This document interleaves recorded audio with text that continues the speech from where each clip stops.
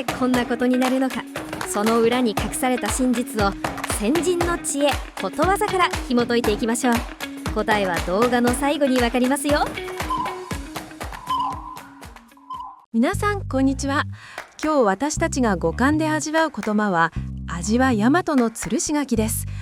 この言葉を耳にした時、口の中にふんわりと優しい甘みが広がるような、そんな懐かしくも豊かな気持ちになりませんか？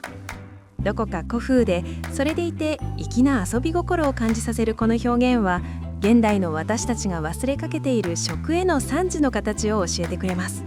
この言葉は料理の味が大変よろしい、つまり文句なしに美味しいということを伝える際に使われる洒落た無駄口な一つです。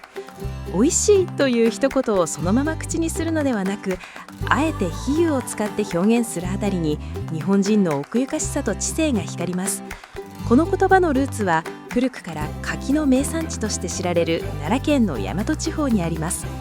秋の陽光を浴び、冷たい風にさらされて甘みが凝縮されたつるし柿は、まさに自然が作り出した至高の水域でした。その圧倒的な美味しさを引き合いに出すことで、目の前の料理に対する最大限の敬意を表しているのです。面白いことに、この言葉は厳格なことわざというよりも言葉遊びや冗談の類として親しまれてきました。そのため一般的なことわざ辞典に載ることはほとんどなく、人から人へと語り継がれてきた隠れた名表現とも言えます。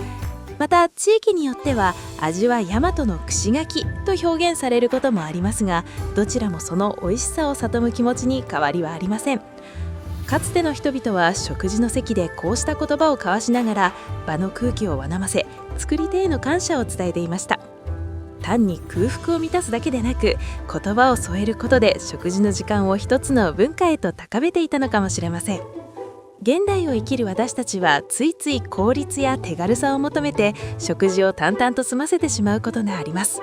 しかしこの味は大和のつるし柿という言葉が持つゆったりとした時間の流れや情緒を思い出してみるのはいかがでしょうか。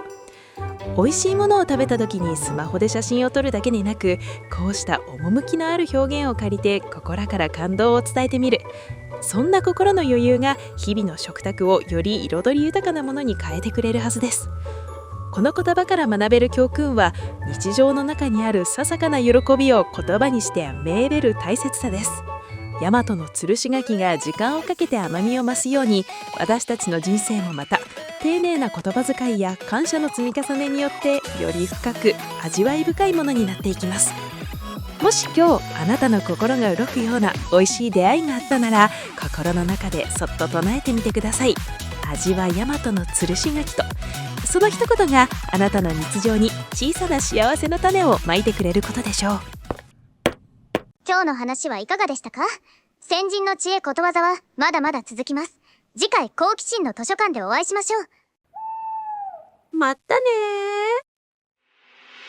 I know I've had my share of dead ends, it's a trend. Early mornings filled with regrets, bad feelings. Those days were fun, but now I hate it, I hate it. I never pinky swore on secrets, my lips sipped from anyone who ever loved me the same back. What's the point if you don't get that? I want it. Are you my last first kiss?